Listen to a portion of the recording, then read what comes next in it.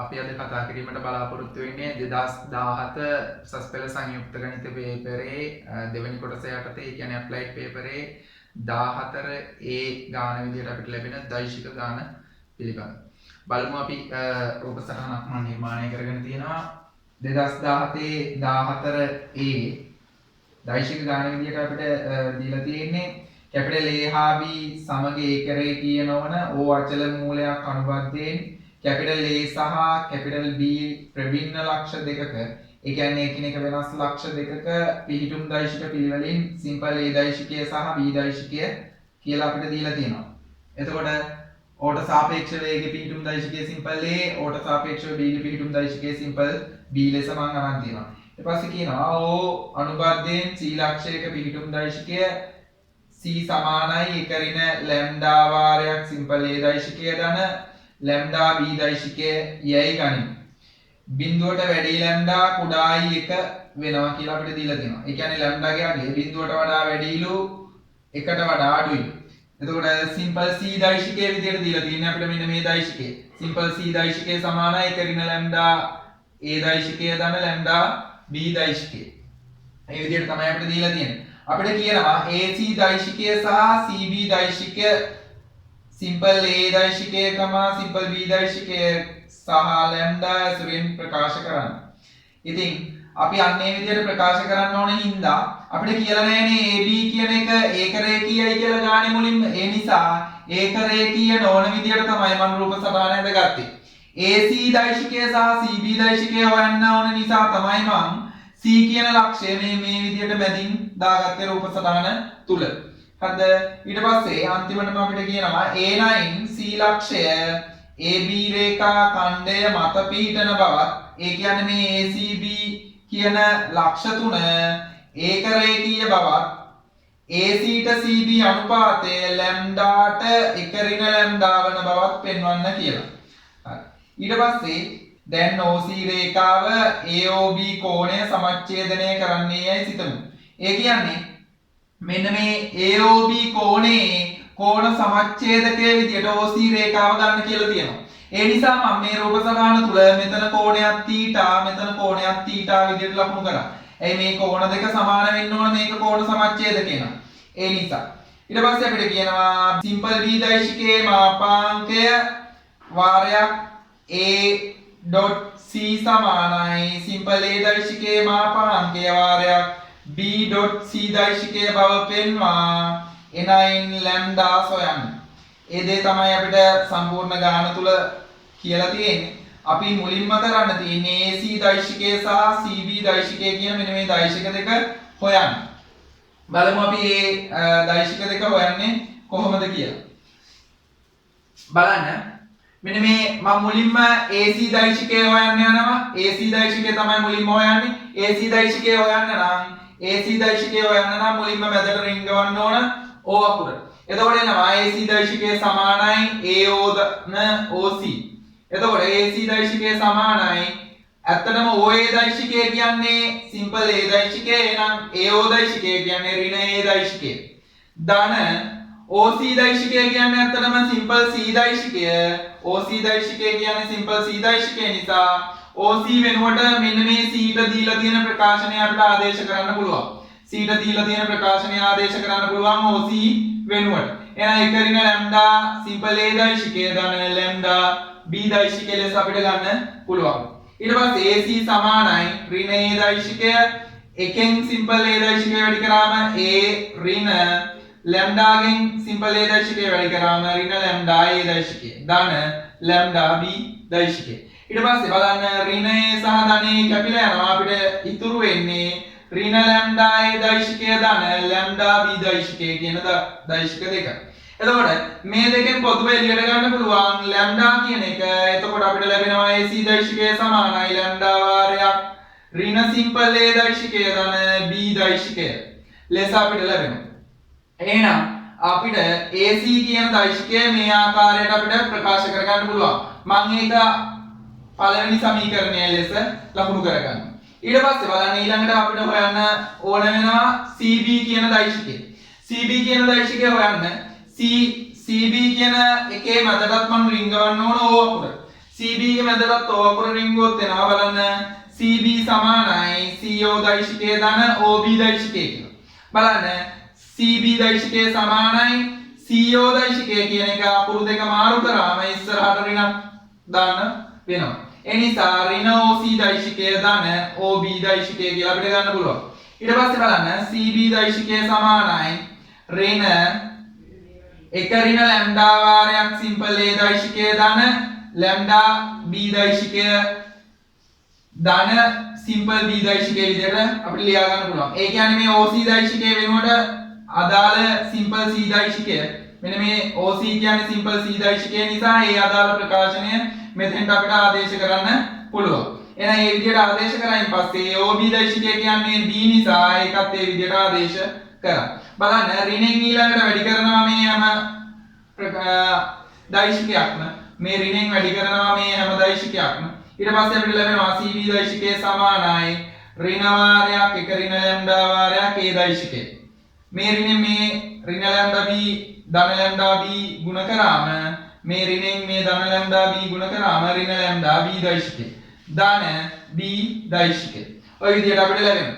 ඊට පස්සේ බලන්න CB දෛශිකය සමානයි ඍණ වාරයක් එක ඍණ ලැම්ඩා A දෛශිකය ධන මේ පද දෙකෙන් පොදුව සිම්පල් B කියන දෛශිකය එළියට ගත්තම ඇතුළට එන්නේ මෙතනින් ඉතුරු වෙන්නේ එකක් මෙතනින් ඉතුරු වෙන්නේ ඍණ ලැම්ඩා. ඒ නිසා සිම්පල් B කියන දෛශිකය එළියට ගත්තම අපිට ලැබෙනවා ධන එක ඍණ ලැම්ඩා B දෛශිකය ලෙස. එතකොට බලන්න මේ දෙකෙන්ම පොදුව එළියට ගන්න පුළුවන් අපිට එක ඍණ ලැම්ඩා කියන දෛශිකය. අපිට CB දෛශිකය සමානයි මේ දෙකෙන්ම පොදුව එළියට ගන්න පුළුවන් එක ඍණ ලැම්ඩා කියන අදිශය. ඒ කියන්නේ CB දෛශිකය සමානයි මේ දෙකෙන්ම පොදුව එළියට ගන්න පුළුවන් එක ඍණ ලැම්ඩා කියන අදිශය. ගත්තයින් පස්සේ අපිට ලැබෙනවා CB දෛශිකය සමානයි එක ඍණ ලැම්ඩා වාරයක් මෙතනින් ඉතුරු වෙනවා ඍණ සිම්පල් A දෛශිකය ධන මෙතනින් ඉතුරු වෙනවා සිම්පල් B දෛශිකය. එතකොට අපිට CB දෛශිකය සඳහා ප්‍රකාශනයක් ලැබිලා තියෙනවා. අන්න ඒක අපි දෙක විදියට දාගෙන තියෙනවා. එතකොට බලන්න මේකේ මෙන්න මේ ගත්ත ප්‍රකාශන දෙක පාවිච්චි කරලා අපි පෙන්වන්න ඕන A B C කියන ලක්ෂ ඒක රේඛීයයි කියලා. ඊට අමතරව AC ට CB අනුපාතයක් හොයන්න ඕන. බලන්න මේ පළවෙනි සමීකරණය සහ දෙවෙනි සමීකරණය දෙක ගත්තයින් පස්සේ මෙන්න මේ දෛශික කොටස සමානයි. දෛශික කොටස සමානයි. නමුත් මේ අදිශය වෙනස් වෙලා තියෙනවා. ඒ නිසා මම මේ අදාළ දෛශික දෙක සමාන කරගන්න ඕන නිසා මම පළවෙනි සමීකරණය වැඩි කරනවා එක ඍණ ලැම්ඩාගෙන් දෙවෙනි සමීකරණය වැඩි කරනවා ලැම්ඩාගෙන්. පළවෙනි සමීකරණය වැඩි කරනවා එක ඍණ ලැම්ඩාගෙන් දෙවෙනි සමීකරණය වැඩි කරනවා ලැම්ඩාගෙන්. එතකොට අපිට අදාළ දෛශික දෙක සමාන කරන්න පුළුවන්. ඒ නිසා බලන්න මෙතනින් පස්සේ කොටස මම මේ මෙතන තමයි ගාන හදලා තියෙන්නේ. බලන්න පළවෙනි සමීකරණය වැඩි කරා එක ඍණ ලැම්ඩාගෙන් ඒක සමාන කරනවා දෙවෙනි සමීකරණය වැඩි කරලා ලැම්ඩාගෙන්. නිසා අපිට ලියන්න පුළුවන් එක ඍණ ලැම්ඩා වාරයක් AC දෛශිකය සමානයි ලැම්ඩා වාරයක් CB දෛශිකය කියලා. යම් දෛශික දෙකක් අනිවාර්යයෙන්ම සමාන වෙනවා නම් ඒ දෛශික දෙකේ විශාලත්ව සමාන වෙන්න ඕන. ඊට අමතරව මේම දෛශික දෙක සමාන්තර වෙන්න ඕන. ඒ නිසා බලන්න මට ඊළඟ පේලියෙන් ලියන්න පුළුවන් දෛශික දෙක සමාන නිසා මේවා අදිශයන් ඒ නිසා අපිට ලියන්න පුළුවන් එම නිසා AC සමාන්තරයි CB වේ. දෛශික දෙකක් සමාන නිසා අපිට ලියන්න පුළුවන් ඒවා සමාන්තරයි කියලා. එහෙනම් සමාන්තර වෙන්න නම් අනිවාර්යයෙන් AC ට CB සමාන්තර වෙන්න නම් අනිවාර්යයෙන්ම AB මත තමයි C ලක්ෂය පිහිටන්න ඕන. AB කියන රේඛාව මත තමයි පිහිටන්න ඕන. ඒ කියන්නේ ABC කියන ලක්ෂ තුනම ඒක රේඛීය වෙන්න ඕන. ඒ නිසා අනිවාර්යයෙන්ම මෙන්න මේ AC ට CB සමාන්තරයි නම් AB මත තමයි කැපිටල් C කියන ලක්ෂය පිහිටන්න ඕන. ඊට අමතරව දැන් මේ දෛශික දෙක සමානයි කියන එකේ තේරුම ඒවායේ විශාලත්වයක් සමාන වෙනවා. විශාලත්ව සමානයි කියන්නේ නම් එක ඍණ ලැම්ඩා වාරයක් AC රේඛාවේ දිග සමාන වෙනවා ලැම්ඩා වාරයක් CB රේඛාවේ දිගට. ඒ නිසා අපිට මේ ආකාරයෙන් සමානයි කියලා ආවයින් පස්සේ අපිට අනුපාතයක් විදිහට ලියන්න පුළුවන් AC ට CB අනුපාතය සමානයි ලැම්ඩාට 1 ඍණ ලැම්ඩා වේ කියලා. එහෙනම් අපි දැන් අපිට කියලා තියෙන ප්‍රධාන දේවල් ටික කරලා ඉවරයි. AC දෛශිකය සඳහා ප්‍රකාශනයක් ගොඩ නැගුවා. CB දෛශිකය සඳහා ප්‍රකාශනයක් ගොඩ නැගුවා. ඊළඟට අපි පෙන්නලා තියෙනවා AB මත තමයි C ලක්ෂය පිටන්නේ කියලා. ඊට අමතරව අපෙන් අහලා තියෙනවා AC ට CB අනුපාතය මෙන්න මේ ලැම්ඩාට 1 ඍණ ලැම්ඩා බව පෙන්වන්න කියලා. ඒ දේවල් අපි කරලා අවසానයි. ඊට පස්සේ අපි බලමු අපිට දීලා තියෙනවා යම්කිසි ප්‍රකාශනයක් අන්න ඒක බව සාධනය කරන්න කියලා තමයි අපිට දීලා තියෙන්නේ. අන්න ඒක බව සාධනය කරන්නේ කොහොමද කියලා අපි බලමු. ඒ කොටස් ටික අවසන් වුණායින් පස්සේ අපිට කරන්න තියෙන්නේ බලන්න අපිට කියලා තියෙනවා සිම්පල් B දෛශිකයේ මාපාංකය වාරයක් A.C සමාන කරනවා සිම්පල් A දෛශිකයේ මාපාංකය වාරයක් B.C ට. මෙන්න මේක සමානව මේ දෙක සමාන බව තමයි අපිට පෙන්වන්න තියෙන්නේ. මේ දෙක සමාන බව තමයි අපිට පෙන්වන්න තියෙන්නේ. එතකොට මම මේකේ දකුණු පස සලකනවා. ඒ කියන්නේ RHS සලකමු කියලා ලියලා. එතකොට දකුණු පස සැලකීමෙන් අපිට ලැබෙනවා බලන්න සිම්පල් A දෛශිකයේ මාපාංකය සිම්පල් B දෛශිකය ඩොට් සිම්පල් C දෛශිකය කියලා තමයි අපිට ලැබෙන්නේ. එතකොට මෙන්න මේ සිම්පල් A දෛශිකයේ මේ විදිහටම තියාගන්නවා. මෙතන බලන්න සිම්පල් B දෛශිකය සහ සිම්පල් C දෛශිකය අතර තිත්ගුණිතය ගනිද්දී මං අරන් තියෙන්නේ බලන්න අර කැපිටල් A සහ B AOB කෝණේ සමච්ඡේදකයේ OC නිසා මං ගත්තා දාලා කෝණ දෙක θ බැගින්. ඒ නිසා සිම්පල් B දෛශිකය සහ සිම්පල් C දෛශිකය අතර කෝණය θ. ඒ නිසා මේකට අදාළව අර්ථ දැක්වීම දැම්මම අපිට ලැබෙනවා සිම්පල් B දෛශිකයේ මාපාංකය සිම්පල් C දෛශිකයේ මාපාංකය cos θ. එහෙනම් මේ B.C කියන එකට තිත්ගුණිතය සම්බන්ධ අර්ථ දැක්වීම දැම්මම අපිට ලැබෙන්නේ B දෛශිකයේ මාපාංකය C දෛශිකයේ මාපාංකය cos θ. මොකද මේ දෛශික දෙක අතර කෝණය θ විදිහට තමයි මම රූපසටහන තුල ලකුණු කරලා තියෙන්නේ. එහෙනම් දැන් ඊළඟ පියවරෙන් මම කරන්නේ බලන්න මෙතන සිම්පල් A දෛශිකයේ මාපාංකය තියෙනවා මෙතන සිම්පල් B දෛශිකයේ මාපාංකය තියෙනවා. දැන් මේවා අතර තියෙන සාමාන්‍ය ගුණ කිරීමක් නිසා අපිට ප්‍රශ්නයක් නැහැ මේ දෙක මාරු කරා කියලා. එහෙනම් සිම්පල් A දෛශිකයේ මෙතෙන්ට දාලා සිම්පල් B දෛශිකයේ ඉස්සරහට දානවා. මේ දෙක මාරු කරනවා. ඒ කියන්නේ සිම්පල් A දෛශිකයේ මාපාංකය පිටිපස්සට දාලා සිම්පල් B දෛශිකයේ මාපාංකය ඉස්සරහට දානවා. එහෙනම් ඒ මාරු කරලා ලියාගත්තයින් පස්සේ අපිට ලැබෙන්නේ මේ වගේ ප්‍රකාශනයක්. බලන්න මෙන්න මේ කොටස විතරක් සැලකුවම ඒ කියන්නේ සිම්පල් A දෛශිකයේ මාපාංකයේ වාරයක් සිම්පල් C දෛශිකයේ මාපාංකයේ වාරයක් cos θ. මේ අතරට තියෙන්නේ මොකේ අර්ථ දැක්වීමද? A.C කියන එකේ අර්ථ දැක්වීම. මොකද හේතුව A සහ C අතර කෝණයක් θ තමයි. එහෙනම් මේ අපි ලියලා තියෙන්නේ අතර මේ තියෙන්නේ A සහ C ගේ තිත්ගුණිතයේ අර්ථ දැක්වීම. ඒ නිසා අපිට ලියන්න පුළුවන් එහෙනම් B දෛශිකයේ මාපාංකය වාරයක් සිම්පල් A දෛශිකය ඩොට් සිම්පල් C දෛශිකය කියලා. එහෙනම් බලන්න මම දකුණු පස සලකලා මේ වම් පස තියෙන උත්තරේ බව පෙන්වලා තියෙනවා. එහෙනම් අපිට ඒ කොටස ඒ විදිහට අවසන් කරන්න පුළුවන්. ඊට පස්සේ අපිට කියනවා මෙතනින් මේක නවතින්නේ නැහැ අපිට කියනවා ලැම්ඩා හොයන්න කියලා.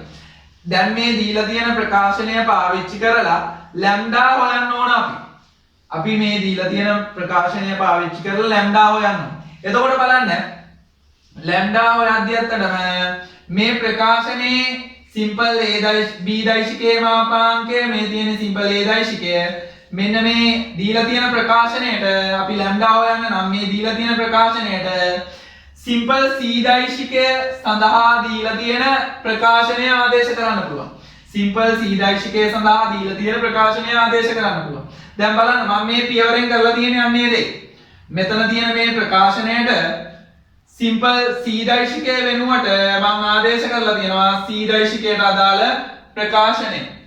C දෛශිකයට අදාළ ප්‍රකාශනය ආදේශ කරලා තියෙනවා. ඊට පස්සේ බලන්න ඊළඟ පියවරෙන් මම කරලා තියෙන්නේ සිම්පල් B දෛශිකයේ මාපාංකය ඒ විදිහටම තියාගත්තා. සිම්පල් A දෛශිකය මේ වෙන වෙනම මෙතන එකතුවක් තියෙන නිසා මෙන්න මේ සිම්පල් A දෛශිකය වෙන වෙනම තිත් ගුණිතය ගත්තා මේ පද දෙකත් එක්ක. අයමත් එහා පැත්තේ ඒ දෙයමයි කරලා තියෙන්නේ. මේ සිම්පල් B කියන දෛශිකය මේ කොටස සහ මේ කොටසත් සමග වෙන වෙනම තිත් ගුණිතය අරන් තියෙනවා. එතකොට අපිට ලැබිලා තියෙනවා මේ විදිහට. මෙතන A දෛශිකයේ ඒත් එක්ක තිත් ගුණිතය ගත්තම A.A එක ඍණ ලැම්ඩා ඉස්සරහට ගත්ත නියතයක් නිසා. මෙතන ලැම්ඩා නියතයක් නිසා ලැම්ඩා ඉස්සරහට ගත්තා සිම්පල් A.B විදිහට අපිට ලැබිලා තියෙනවා.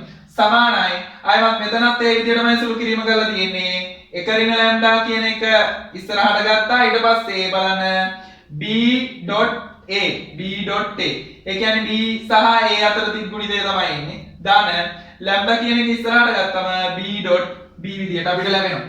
ඔය විදිහට තමයි අදාළ සුළු කිරීම සිද්ධ වෙන්නේ. ඊට පස්සේ බලන්න මේක තවදුරටත් අපි සුළු කිරීම කරන්න ඕන.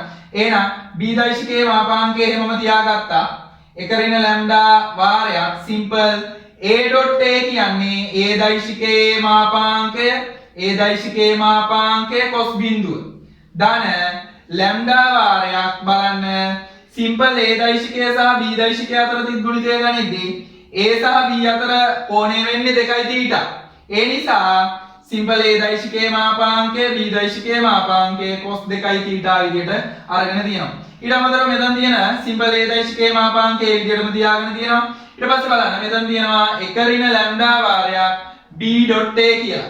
එහෙනම් මේකටත් තිත් ගුණිතය අර්ථ දැක්වීම දැන් මම B ගේ B දෛශිකයේ මාපාංකය සිම්පල් A දෛශිකයේ මාපාංකය B සහ A අතර කෝණය 2θ නිසා cos 2θ. ධන ලැම්ඩා වාරයක් B.B කියන්නේ අතරම B දෛශිකයේ මාපාංකය cos බිඳුව. ඔය විදිහට අපිට ගන්න පුළුවන්. එහෙනම් මේ තියෙන අදාළ ප්‍රකාශනයට සම්පූර්ණයෙන්ම තිත් ගුණිතය සම්බන්ධ අර්ථ දැක්වීම දාලා තමයි මේ ඊළඟ සුළු කිරීම කරගත්තේ. බලන්න cos බිඳුව කියන්නේ එකයි. මෙතනත් cos බිඳුව කියන්නේ එකයි. එහෙනම් ඔය විදිහට සුළු කිරීම කරයින් පස්සේ බලන්න මේ පද දෙකෙන් අපිට පොදුව එළියට ගන්න පුළුවන් සිම්පල් A දෛශිකයේ මාපාංකයක්. මේ පද දෙකෙන් පොදුව එළියට ගන්න පුළුවන් සිම්පල් A දෛශිකයේ මාපාංකයක්. එහෙනම් මම මේ ඊළඟ පියවර ලියලා තියෙන්නේ මේ විදිහට.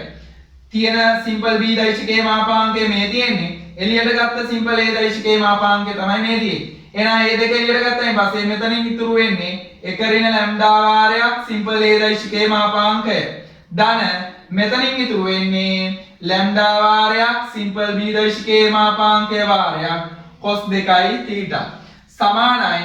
බලන්න මෙතන සිම්පල් A දෛශිකයේ මාපාංකය ඒ විදිහටම තියෙනවා. මේ පද දෙකෙන් පොදු එළියට ගන්න පුළුවන් සිම්පල් B දෛශිකයේ මාපාංකයක්. සිම්පල් B දෛශිකයේ මාපාංකයක් එළියට ගන්න පුළුවන්. ඒ B දෛශිකයේ මාපාංකය එළියට ගත්තම ඇතුලේ ඉතුරු වෙන්නේ මෙතනින් ඉතුරු වෙනවා එක ඍණ ලැම්ඩා වාරයක් සිම්පල් A දෛශිකයේ වාරයක් A දෛශිකයේ මාපාංකය වාරයක් cos 2θ. ධන ලැම්ඩා B දෛශිකය කියලා අපිට ඉතුරු වෙනවා. ඊට පස්සේ බලන්න A පියවරෙන් පස්සේ අපිට පොදුව මේ A දෛශිකයේ මාපාංකය වාරයක් B දෛශිකයේ මාපාංකය කියන එක අපිට කපලා දාන්න පුළුවන් දෙපැත්තම සමානව තියෙන නිසා කපලා දැම්මයින් පස්සේ ඉතුරු වෙන්නේ බලන්න එක ඍණ ලැම්ඩා වාරයක් සිම්පල් A දෛශිකයේ මාපාංකය ධන ලැම්ඩා වාරයක් සිම්පල් B දෛශිකයේ මාපාංකය වාරයක් cos 2θ. මේ ඇතුලේ තියෙන පදය පමණයි ඉතුරු වෙන්නේ. ඒක අපිට ওই විදිහට ලියා ගන්න පුළුවන්. ඊට පස්සේ බලන්න මෙතනින් ඉතුරු වෙන්නේ එක ඍණ ලැම්ඩා වාරයක් සිම්පල් A දෛශිකයේ වාරයක් cos 2θ. ඒ පදේ ඉතුරු වෙනවා. ඊට අමතරව මේ ලැම්ඩා වාරයක් සිම්පල් B දෛශිකයේ මාපාංකය කියන පදේ ඉතුරු වෙනවා. බලන්න දෙපස සමාන වෙලා තියෙනවා මේ ප්‍රකාශනයේ මේ අදාළ සමීකරණයේ දෙපස සමාන වෙලා තියෙනවා. දෙපස සමාන වෙලා තියෙද්දි බලන්න මෙතන cos 2θ පදයක් තියෙන්නේ, මෙතන cos 2θ පදයක් තියෙන්නේ. මෙතන නියත පදයක් තියෙන්නේ, මෙතන නියත පදයක් තියෙන්නේ. එහෙනම් මේ නියත පද වෙන වෙනම සමාන වෙන්න ඕන. මේ අදාළ සමීකරණයේ නියත පද අපිට වෙන වෙනම සමාන කරන්න පුළුවන්. cos 2θ ගේ සංගුණක වෙනම සමාන කරන්න පුළුවන්. ඉතින් අපිට ලැම්ඩා තමයි හොයන්න තියෙන්නේ. ඒ නිසා අපිට කරන්න පුළුවන් මේ විදිහට බලන්න මම නියත පද පමණක් වෙනම සමාන කරනවා. මේ අදාළ අපිට ලැබිලා තියෙන සමීකරණයේ නියත පද පමණක් වෙනම සමාන කරනවා. එතකොට බලන්න අපිට ලැබිලා තියෙනවා එක ඍණ ලැම්ඩා වාරයක් A දෛශිකයේ මාපාංකය කියලා මේ පැත්තෙන් නියත පදේ විදියට. ආයෙත් මේ පැත්තේ ලැබිලා තියෙනවා ලැම්ඩා වාරයක් B දෛශිකයේ මාපාංකය කියලා. එහෙනම් බලන්න මේක මේ නියත පද සමාන කරාම අපිට මෙන්න මේ විදිහට ලැබෙනවා. දැන් බලන්න මේක ප්‍රසාරණය කරනවා. එකෙන් සිම්පල් a දශකයේ මාපාංකය වැඩි කරාම a දශකයේ මාපාංකය ඍණ ලැම්ඩාගෙන් මෙන්න මේ a දශකයේ මාපාංකය වැඩි කරාම ඍණ ලැම්ඩා a දශකය සමානයි ලැම්ඩා b දශකයේ මාපාංකය. ඔය විදිහට අපිට ලැබෙනවා. දැන් බලන්න මේ ඍණ මෙන්න මේ පදය එහා පැත්තට දැම්මම එනවා බලන්න සිම්පල් a දශකයේ මාපාංකය සමානයි lambda simple a දශකයේ මාපාංකය ධන lambda simple b දශකයේ මාපාංකය. ඊට පස්සේ simple a දශකයේ මාපාංකය සමානයි මේ දෙකෙන් පොදු එළියට ගන්න පුළුවන් lambda කියන එක. එතකොට එනවා simple a දශකයේ මාපාංකය ධන b දශකයේ මාපාංකය. එතකොට lambda උක්ත කරාම අපිට ලැබෙන්නේ lambda සමානයි simple a දශකයේ මාපාංකය බෙදීම simple a දශකයේ මාපාංකය ධන simple b දශකයේ මාපාංකය. එහෙනම් අපිට මේ ගාන තුල අන්තිම වශයෙන් හොයන්න කියලා තිබුණේ අපිට ලැම්ඩා අපිට ලැබෙනවා a දශකයේ මාපාංකය බෙදීම a දශකයේ මාපාංකය ධන b දශකයේ මාපාංකය ලෙස.